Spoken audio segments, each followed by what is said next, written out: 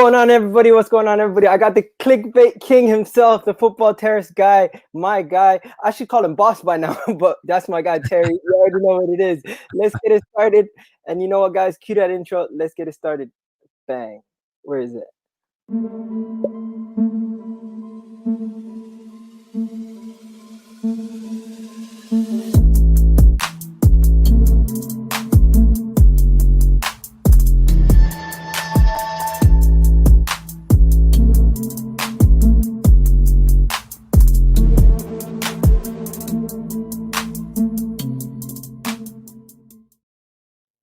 Yes, people. So Arsenal are going to be facing Manchester United on the weekend, and we're going to be doing a preview, and we're just going to be running through some of the things, getting to know the fan on the other side and what they think about their rivals. So Terry, I would say you're a little bit older than me, not that much older, maybe like 5 years, right?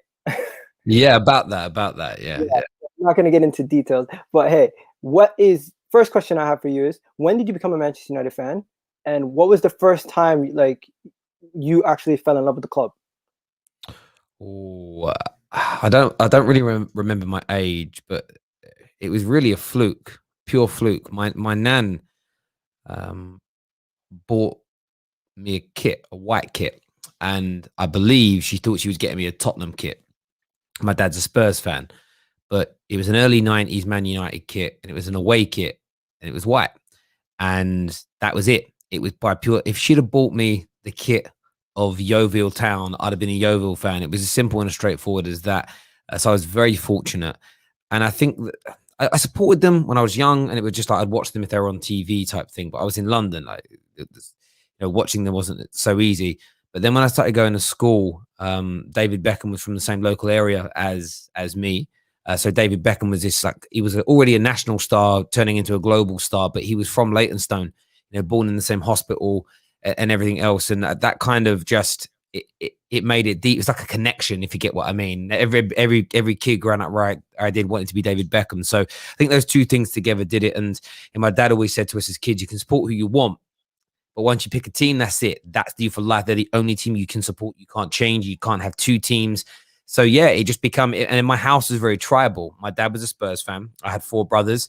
There was a Gooner, there was Orient, and there was 2 Liverpool.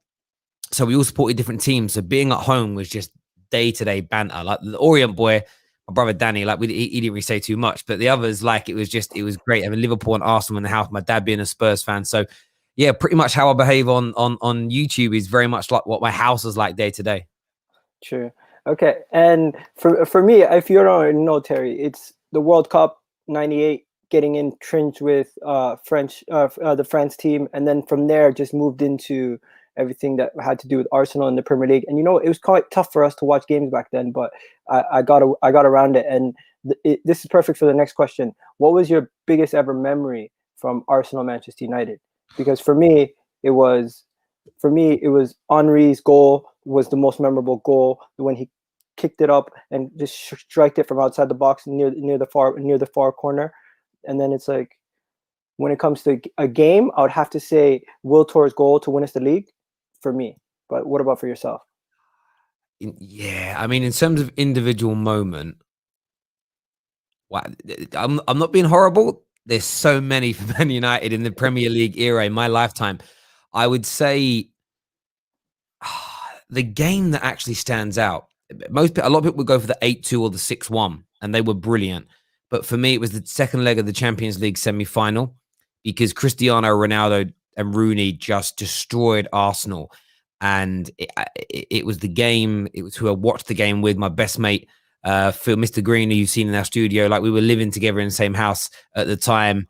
And it was an amazing evening. All the boys came around, to drink going, food going, and to win so emphatically was just amazing. But the 8-2 stands out, the 6-1 performance. I also love, for different reasons, the 3-2, 5 years ago, when Rashford made his debut, to see an academy player born and bred inexplicably start a week, 10 days earlier. Nobody had really heard of him in world football. United fans knew who he was coming up. For him to start that game and get a brace was just amazing. But yeah, for me, it's the Champions League. I mean, I'm also forgetting the FA Cup semi-final in the treble run, the Ryan Giggs goal. Yeah, that was a madness. that's the problem. I keep thinking there's so many, but yeah, I mean the gigs one goes into it as well. But there's just been so many. But if I was to honestly pick, if I could got told what one could I relive again as an individual, forget the context of what you go on to do afterwards, because you'd always pick 99 because you win the treble. But in an individual game, the Champions League semi-final second leg was just beautiful in every which way. Yeah, I was talking about it yesterday. If we played a little bit more pragmatic, maybe we could have got something, but that wasn't how we played back then. So Arsenal was still a good team then. Arsenal were not looked at in the same. That was ever before the sort of the Wenger out stuff started. Arsenal was still every season considered one of the favourites for the Champions League, one of the favourites for the Premier League. So it wasn't like for the younguns watching. Between in the Premier League era, whether we played you in the Cup, the Premier League, or the Champions League, beating Arsenal between 1995 and 2010, 2011, it was never it was never an easy occurrence. So any kind of big results in that.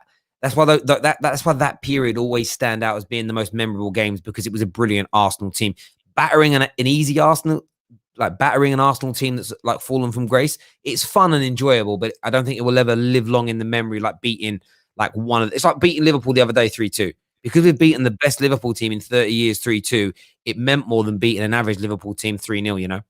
Yeah, and people in the chat, while I'm asking these questions, put your answers in the comment section with me. Join us, and also if you haven't already liked the video and shared the video, what are you doing? Just do that right now. Get it over with quickly. The administration work done. Let's go. Now, next, Terry, quick question. When it comes to Manchester United, Arsenal, obviously we know who your favorite Manchester United players are. You've always spoken about who your favorite Manchester United players are. But who is your favorite Arsenal player that you've ever watched play? I don't necessarily have. Again, my dad's upbringing. You don't have favorite players from other teams. You despise them all in a very lovely way. Like I wouldn't wish harm on any of them, but I would say there's a few. I got a lot of time, a lot of love for Ian Wright, both on and off the pitch. Just love what he's about. My best friend at school growing up, Ashley White, loved Ian Wright and was like all these childhood, I want to get a gold tooth just like Ian Wright. So it was always like a thing with him.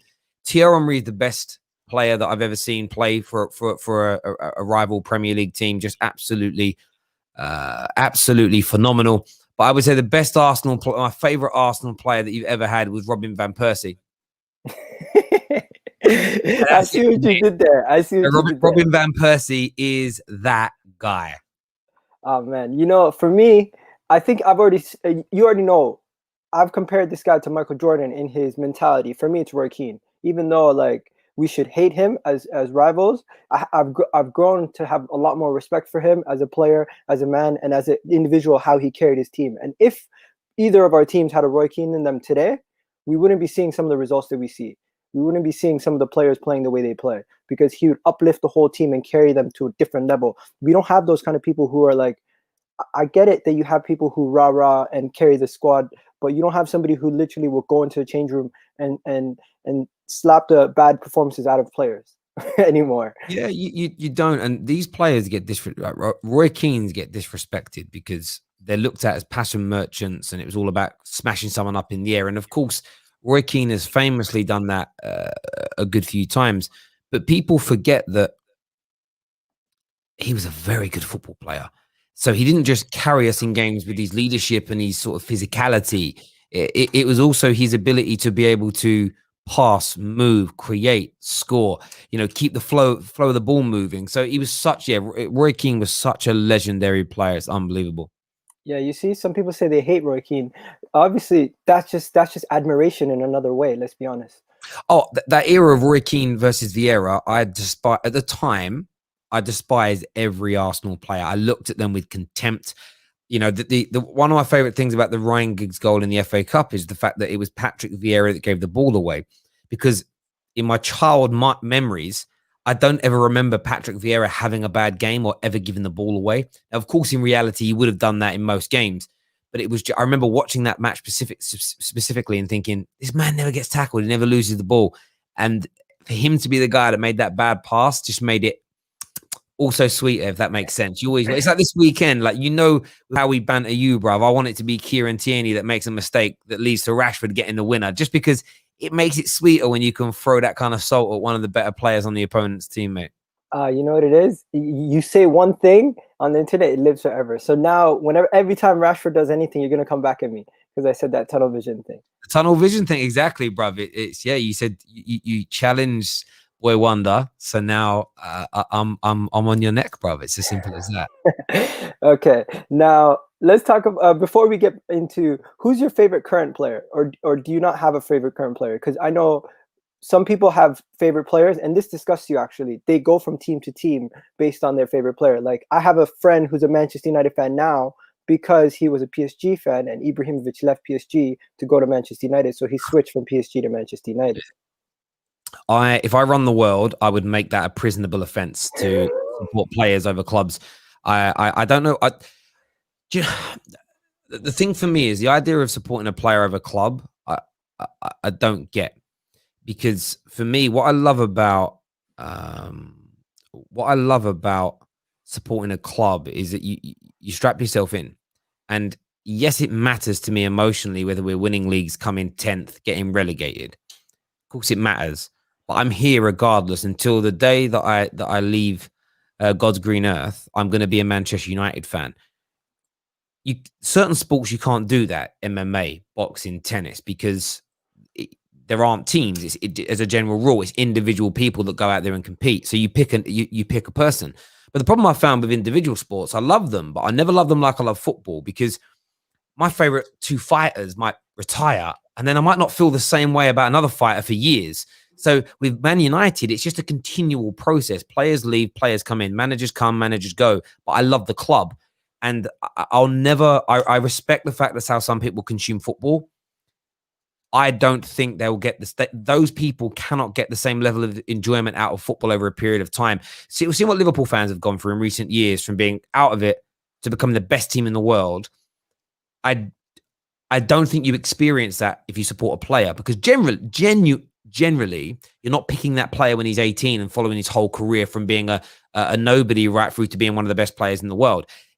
People normally pick it up when you start really performing, and it's a 5, 6, 7 year window. You love them, then you move on. So yeah, I get it, but that wouldn't be for me. In terms of my favorite United player, again, it's really hard for me. I love Marcus Rashford because he is born and bred. I believe in the United way, in the DNA of the club, and one big element of our DNA is the development of youth players, and what he is doing, what he is delivering, both on and off the pitch, is such an inspirational, and I've got so much admiration for him as an individual.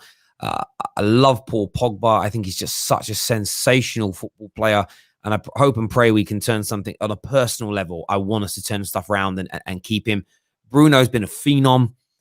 Not seen an impact like this from a new signing since Eric Cantona. And by the way, Eric Cantona didn't perform 9 out of 10, 10 out of 10 in every single game he played in, or history seems to warp the mind. So them three are up there for me as my three favorite. I've already got a little soft spot for Diallo. He hasn't even kicked a ball for us yet.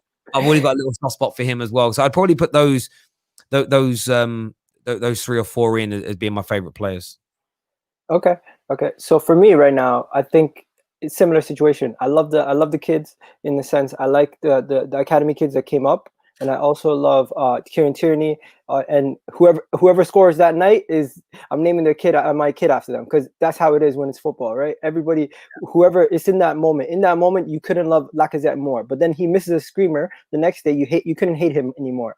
So it's that. But when it comes to the whole culture around people picking players and you not liking that, I get it. But for me, from North American standpoint, I think it comes from like basketball, where you follow LeBron James everywhere he goes. If Kobe Bryant were to ever leave the Lakers, a lot of Kobe Bryant fans would have left with him. So I don't think it does go over to football, because I haven't seen that happen besides Cristiano Ronaldo. And if Messi was to leave from Barcelona to City, I genuinely believe a quarter of Barcelona's fan base would follow him to Man City. So that would be the biggest test. I would love to see if Messi leaves, what would happen. Do you think that would happen? Because I know it's kind of off track, but look, I think Messi will not Catalonians, not true Barcelona fans. So whether they're born and bred in that part of the world, or they support the club, anyone that supports Barca will not change supporting Barca even if Lionel Messi leaves.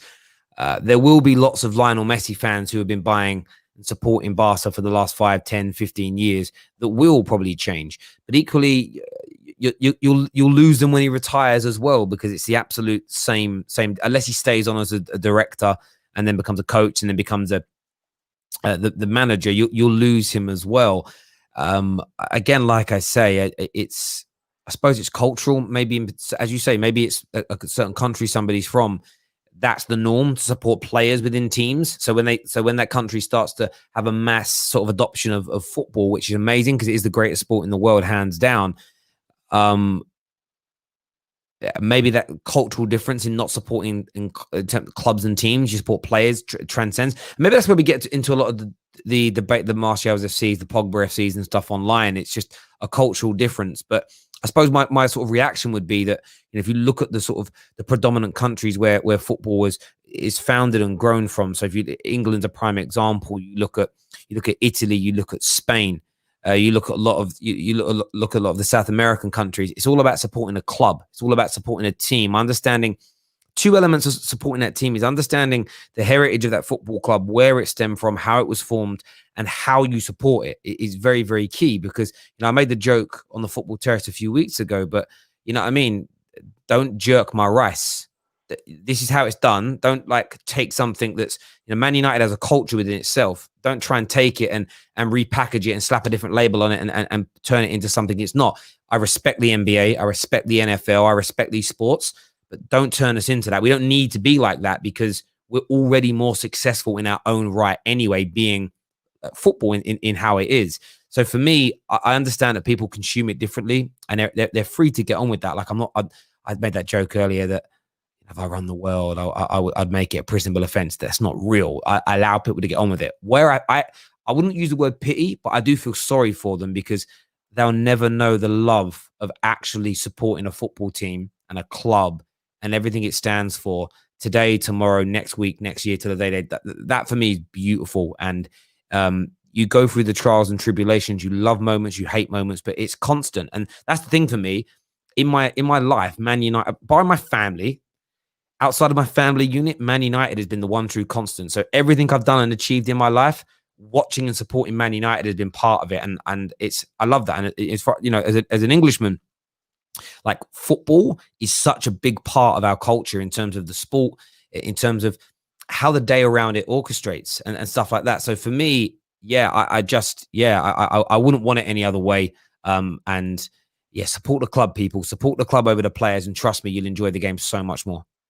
Yeah, I hear that. Now, when it comes to tomorrow, it's tomorrow, right? Yeah, tomorrow's game. Like, it's come so quick. These games, it's actually ridiculous. I didn't realize until I was doing the football content thing how hard it is. What you do, like, always on time, always on the games, everything. It's honestly, some people don't realize. Like, it comes so quick and fast, especially this winter season, right? But yeah, that's just big up to you, bro. Honestly, I don't know how you've been doing it for so many years, constantly every single game. It's very tough, man. And I can't talk about it too much on air, but it's going to go to the next level really soon as well. So we'll be doing even more content. Is even more stuff on the way. So for me, I love it. I love talking about it. I love debating it. I love arguing about it. And yeah, like it's no day's a chore, if that makes sense. So yeah, it's all good.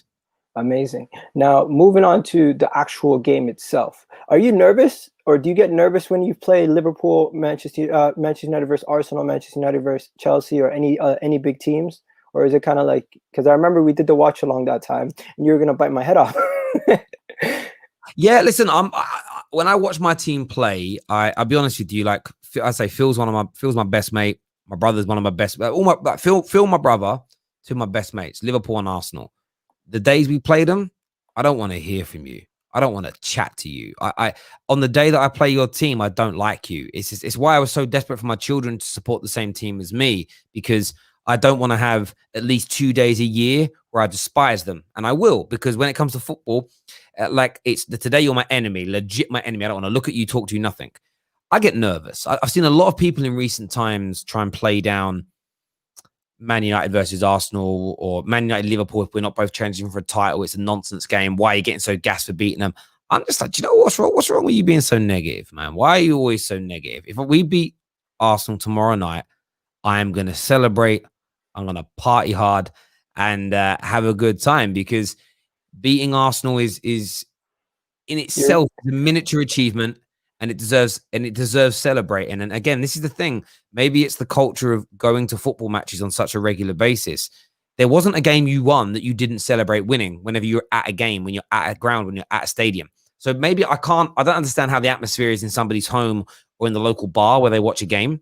But what I know is what the emotions and feelings were like at a stadium when you beat certain teams. And every time we've beaten Arsenal, home or away, as a United fan, and I must have been to, I want to say 20, 25 games between the clubs live at the stadium. Yeah. The celebrations have always been massive. Even in the bad bad Wenger times, it was still like that. So I'm nervous. I think I said yesterday in the preview, I know someone said a minute, are you going to do a preview? The preview on the Football Terrace is already out. 9 p.m. tonight. Egal's going to be joining us for the combined 11. Can't wait. I'm always nervous playing Arsenal.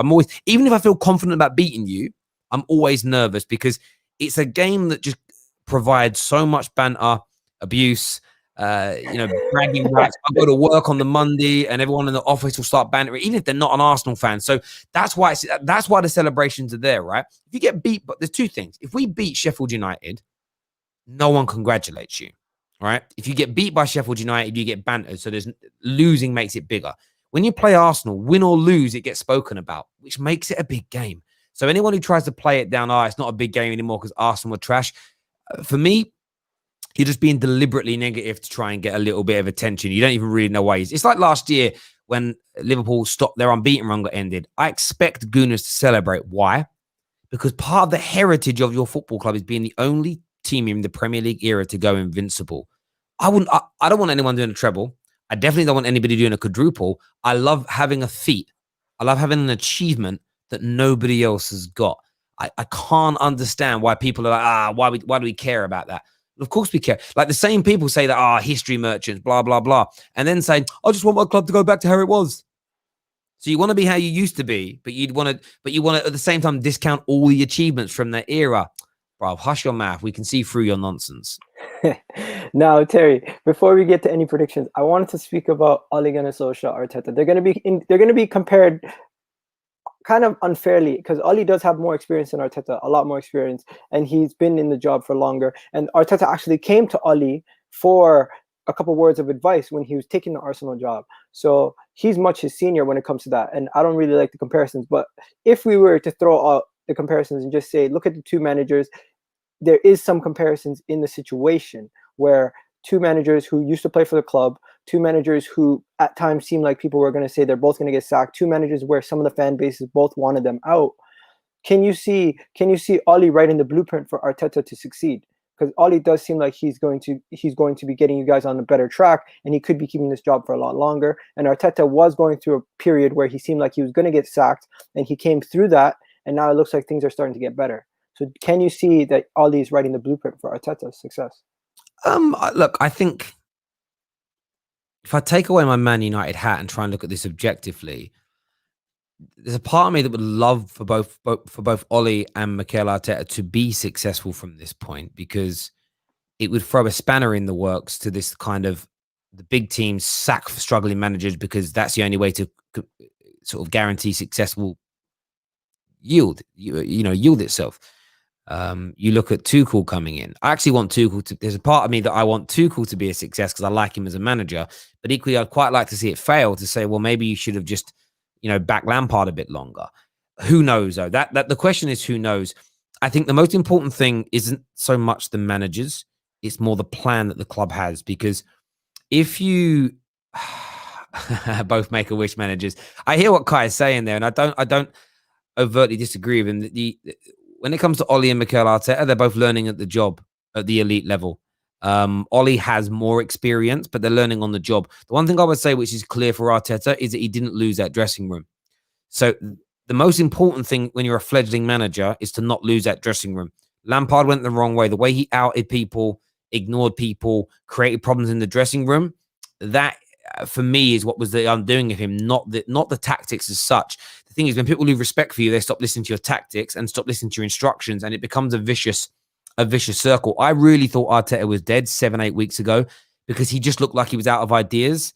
But then he's changed a few bits and pieces around. It's worked. He's got the players on side. And what he's done very cleverly, he's given, academy players an opportunity. And I think he's got the right people in the dressing room sort of pulling in the right direction for him. Are Oli or Arteta going to go on and win Premier Leagues and Champions League, which should be the ultimate aim of Manchester United and Arsenal? Are they going to do it? I don't know. I don't know. Maybe I would say if I was going to rate between a scale of 1 and 10, 10 being definite, 1 being not at all, I'd give them both 4.5, 5 out of 10s. So the questions there, like, could you bring in like, if someone said to me now, you have the world's best manager or keep Oli, I would still go for the world's best manager. Does that make sense? Because I think they could get you there quicker. But yeah, I mean, it doesn't mean after every single poor result, I'm going to be screaming Oli out again and everything else. Let's just see how things go. If we continue to progress, if over the next 12 months we have the same level of progression as we've seen in the previous 12 months, Oli can win us a Premier League title. But we'll see whether he has the capabilities of doing that. I don't think I'll ever get to a point where I'm like all the way Arteta out. I think it would have to be like, it would have to take years for, it would have to be a year of complete disappointment and disarray and continue for going into next year before that even happens. And even at that point, I think I'll probably just be in the middle, similar to you, being like, even I'm not out, I'm not in. I just want the team to succeed. If it means he's here and we're succeeding, fine. If it means he's gone and we're still succeeding, that's all that matters to me. So at the end of the day, I care about Arsenal more than I care about one individual manager or one individual player. And that's what people need to understand when it comes to the passion of the game. Yes, you want to support your players and the team. Yeah, I get that. I think for me, the dressing room is key. So it doesn't, I could say a year of bad results, you get rid of Oli. If the dressing room if Oli made a big mistake and he lost that dressing room, I'd say move him on straight away. If a manager's going through bad results and the board are looking at a replacement, I say it's hard, because we've turned things around slightly this season, but you think, well, if you're really talking to other managers, just get it done, because that uncertainty creates more bad results. It makes the tension worse. It creates more toxicity. So it's a real hard balancing act, really. And especially as we as the fans don't know what's going on in the inner sanctums of the club, etc. But are these two managers going to take United and Arsenal respectively back to the pinnacle? Maybe not. Yeah, maybe what's needed is a go-between to get things ready. And as I said, the most important thing is that these clubs have a plan.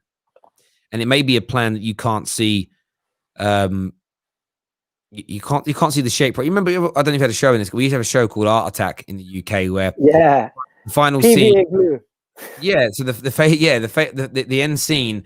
It would make it. I know it'd have like 100 bags of rice and he'd make a picture out of it, but you never really knew what it was until the end. Sometimes I feel that's what clubs do. I don't think Liverpool and Klopp would be having this success if they didn't have the 3 or 4 years prior with Brendan Rodgers and vice versa. FSG in their plan had to make mistakes. It had to build things. It had to slowly make the squad better from those Roy Hodgson days, and it took time. So who knows? Arsenal fans might be winning league titles in 4 years' time under a different manager, but look back and go, do you know what? Those Arteta years were imperative to building the foundation, etc. And who knows? Sometimes hindsight, as I always say, is a very lucrative commodity, and we'll see. But yeah, in the next 2 or 3 years, I still don't see either team doing it because Liverpool and City are just so strong and have such great squads and managers right now. True. So yeah, we have to. To me, being a title contending team, it comes in windows. So you have a window of an opportunity between when Man City drops off and Liverpool drops off, and the next team comes in where you can stamp your authority. And I think Chelsea's set up to do that. I think you guys are set up to do that. I think we're a couple years away from that because our players are very young. Our best core players are too young to expect them to be great in a year's time or 2 years' time. But hopefully in 3 years' time, I think if that core of young players grow up and still stay with us, we might have that window of opportunity to do great things if we build the rest of the team around them. Now, going on to the score prediction, we got a minute left. I wanted to ask you, what do you think the score is going to be? And are you somebody who likes to do score predictions, or do you generally just like to say, I think we're going to win, but I don't want to put a number on it? I don't really mind. Some people don't like doing them. Maybe it's a superstition. I've got a horrible feeling you're going to win. If I'm being honest. I've got a horrible feeling that Arsenal are going to win the game, and I don't know why. So my score prediction is going to be 2-1 Arsenal. And this isn't reverse psychology or Terry's judge. I just got this feeling, and it's a horrible feeling to have because I know Man United are capable of beating you. I know we have the players. I know we have the ability to beat you. I just got this you know, you get a gut feeling. You're like, oh, it's not going to go well. Something about Yeah. it. I felt that way 10 minutes into the Sheffield United game. I was like, this looks really bad today. The vibes are gone. There's no movement. The players weren't performing. They weren't delivering. So yeah, I'm going to go with 2-1 to 2-1 to Arsenal. Hey, you read my mind. That's pretty much what my prediction was. And you know what? Honestly, man, thank you for coming on. Really appreciate it. This has been great. 1 second, we got a super chat. What is he saying? He says Arsenal won't finish in the top 4 in the next 5 years unless they send to the Scottish League. Oh man, come on, don't say that. Don't do that. That's funny. Listen, it's been a pleasure coming on. It really has. Everyone who's tuning in, we're going live on a football terrace at 5 o'clock. So get yourselves over there anyway. Come say hi. That'd be great. And then 9 p.m. tonight, Egal's with us. We're doing a combined 11 on the football terrace. We're going to have Egal, Kesh. We've got Alfie coming on. KJ is going to be there. Canadian Cam. And also Spurs fan Eleanor will be there as well. So that's going to be a ferocious show. So we'll see you all for those 2 shows later on tonight. There you go, people. Thank you for coming on. And if you haven't already subscribed to my channel or the Football Terrace, you have to subscribe to both, especially the Football Terrace, because you know that's where everything goes down, right? And peace out, people. We're out of here.